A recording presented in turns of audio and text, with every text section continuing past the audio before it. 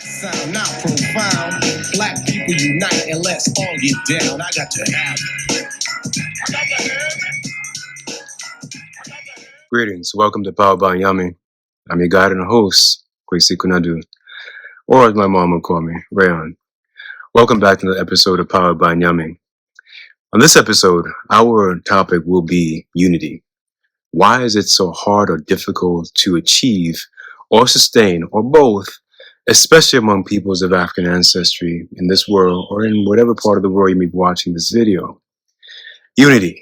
Now, recently, I was on a Zoom call and I was reminded once more about how challenging and how difficult it is to get at, to achieve this thing called unity. Now, what is unity? Unity is usually a sense of coming, working, and achieving something together in some form of collectivist or collective sense.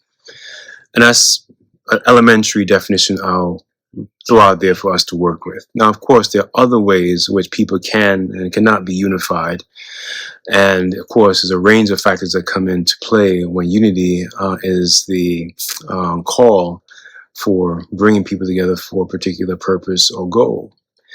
So we'll start and use with that elementary basic definition for now. And then, of course, if we need to get more complex, we can.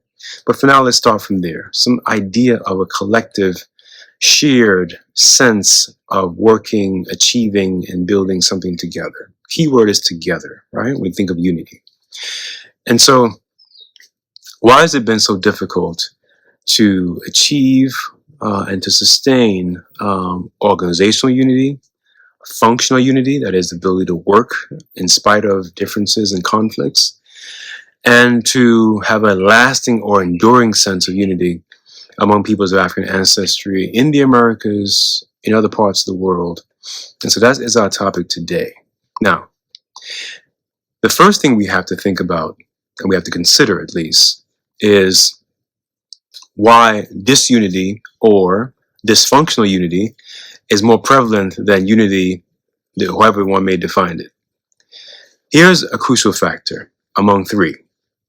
First, people of African ancestry, especially in the last 500 years, if not more, but especially the last 500 years, half a millennium, have been dispersed throughout the world, but particularly in the Americas, by force, by violence, and by fraud and trickery and other mechanisms that brought people of African ancestry to this part of the world.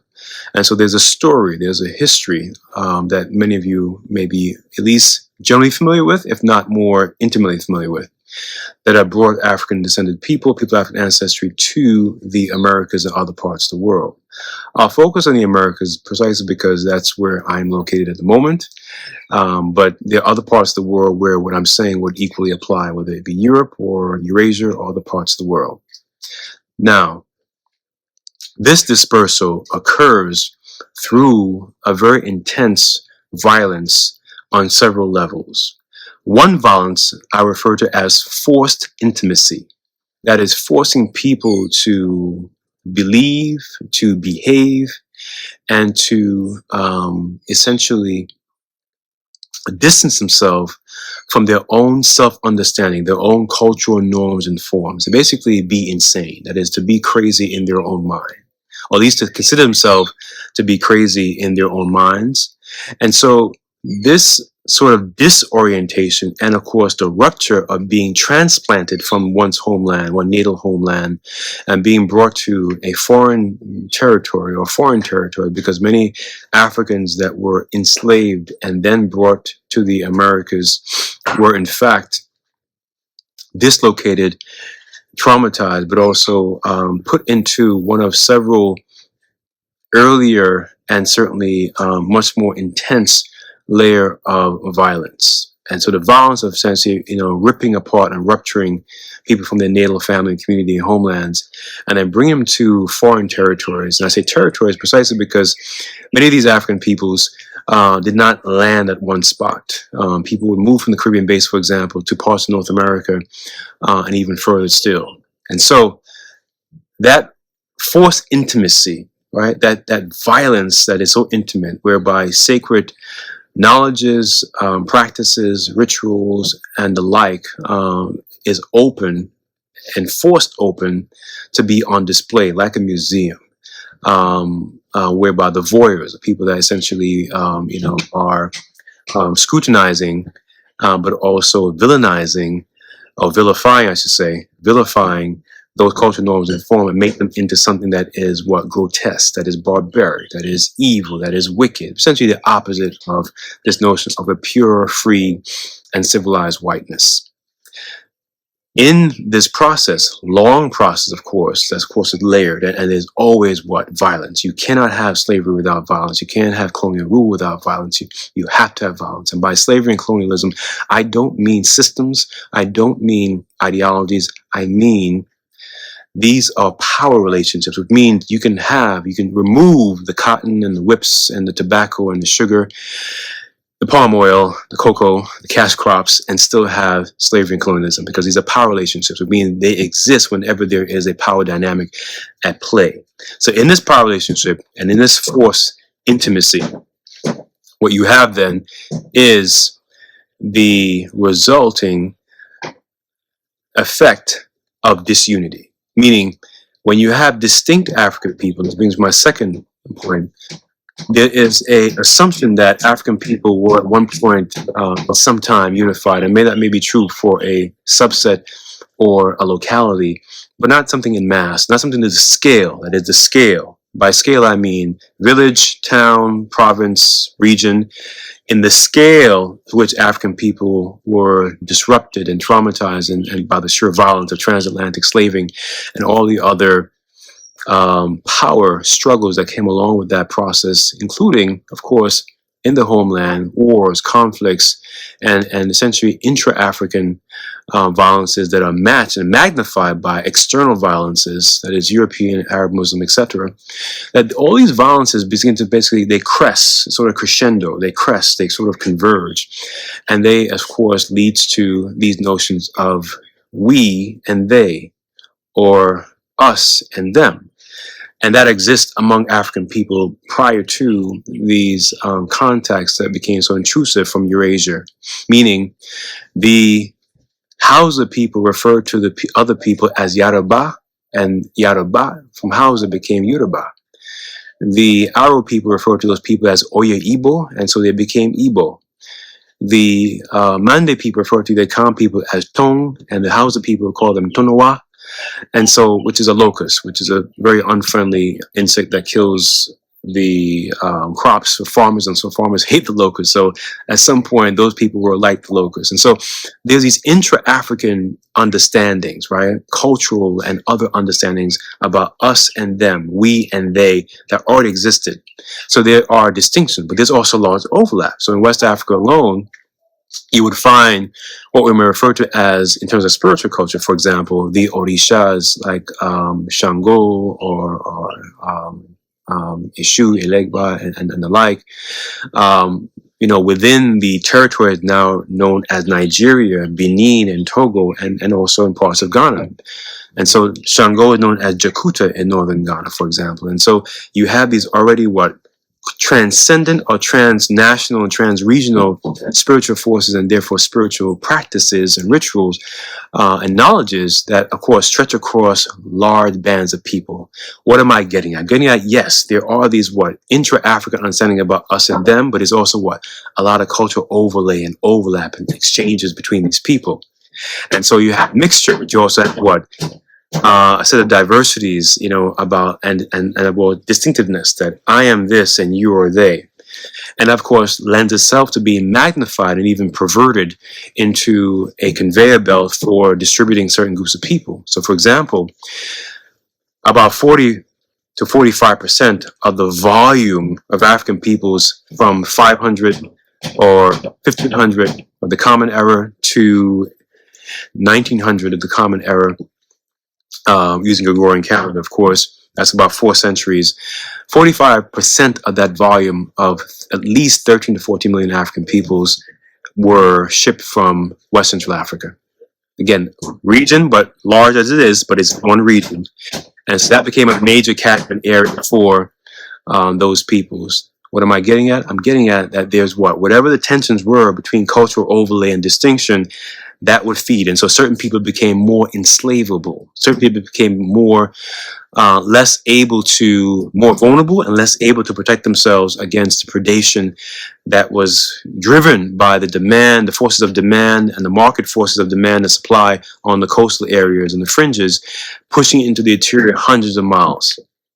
Now, third point here, that bleeds into the peoples of African ancestry that grew out of these forced intimacy and forced migration into the Americas, whereby now what you have then is people who are not only with cultural overlay and overlap, but also the distinction, and also now you have tension. In other words, the tensions that wasn't there before, that they're not based on cultural difference or linguistic difference as in the African homeland, but they're also based on what is noted of racial difference.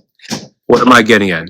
I'm getting at the notion that now you have peoples who, in addition to those layers of linguistic and cultural distinction and overlap that came over and continue to be refreshed by new forced migrants of African ancestors to the Americas.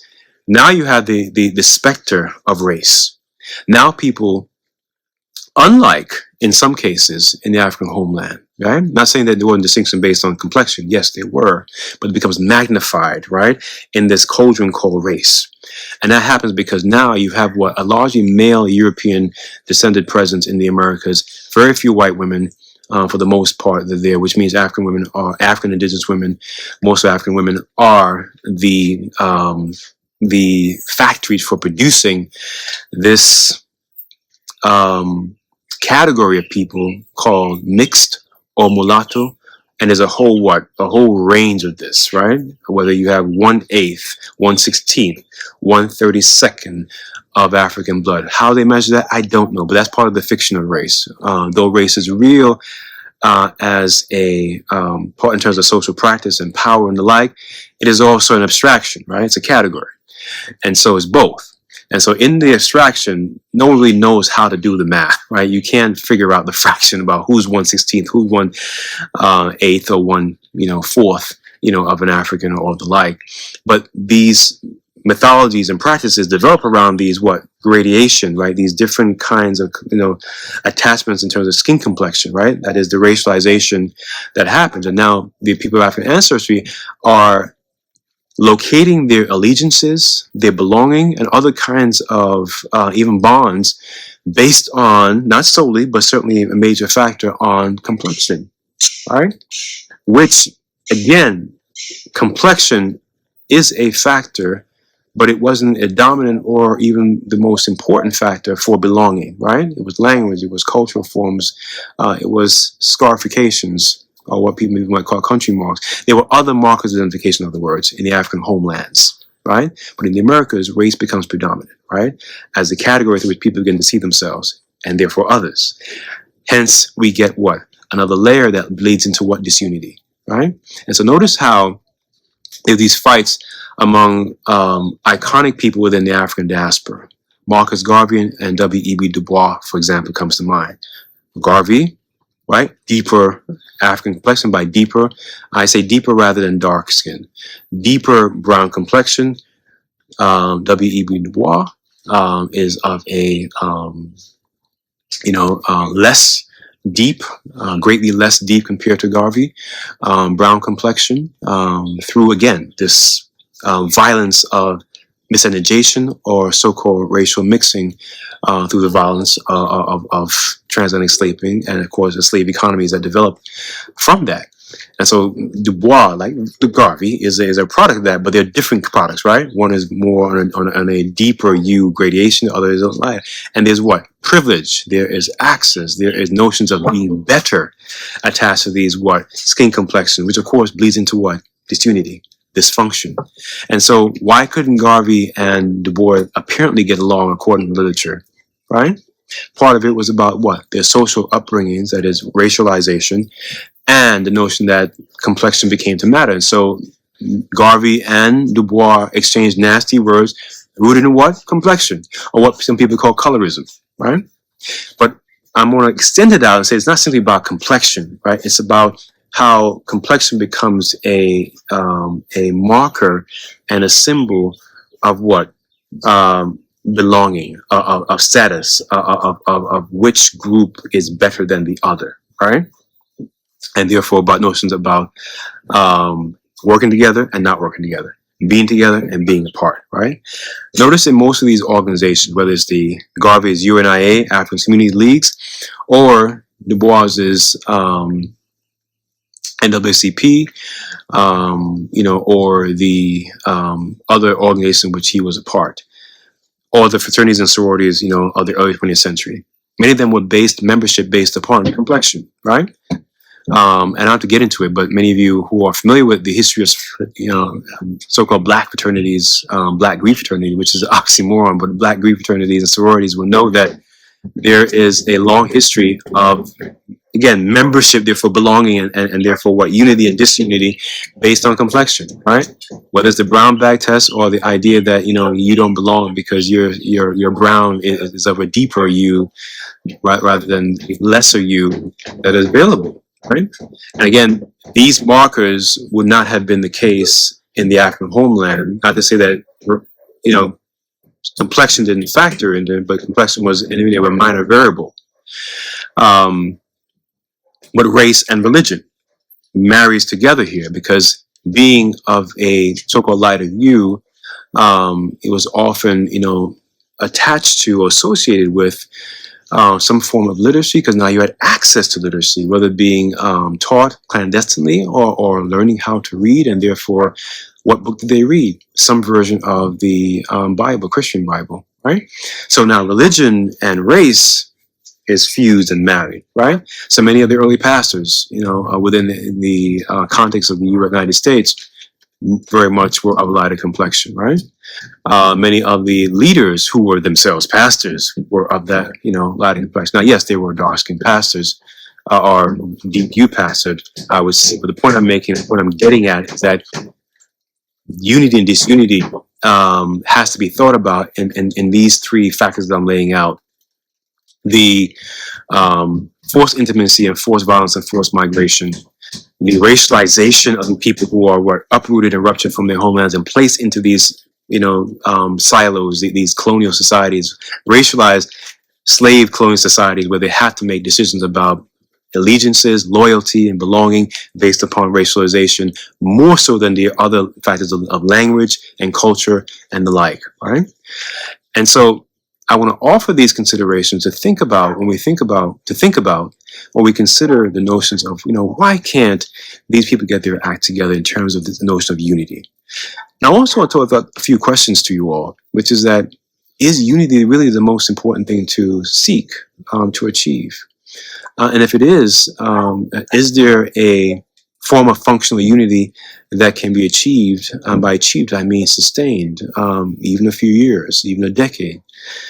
Now, my answer to those is no and no. The history is very clear that mass organizations, whether it's the civil rights movement, Black Power movement, you name it, even before then, the women leagues, the NAACP, the Urban League, they just not seeing the Garvey movement. I mean, all these movements, Chief Sam, all these movements tend to fail. Exoduses,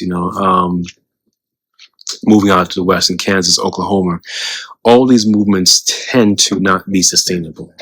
And so I think mass movements cannot be sustained precisely because there are too many varying interests, hence getting back to those factors that contribute to what I'm referring to as the problem of disunity, the problem of unity itself.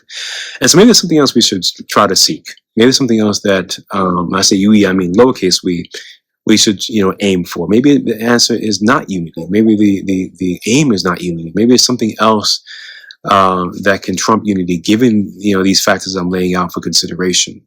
Now, I'm going to cool down here and pause, and then allow you all to jump into this conversation that I want to pick up certainly next week with you all. But I want to give you the considerations to consider, to think about, to debate. Throw your comments and questions right down below, and we can have some engagement. And then, of course, I can respond to everyone in the next installment that we'll have next week.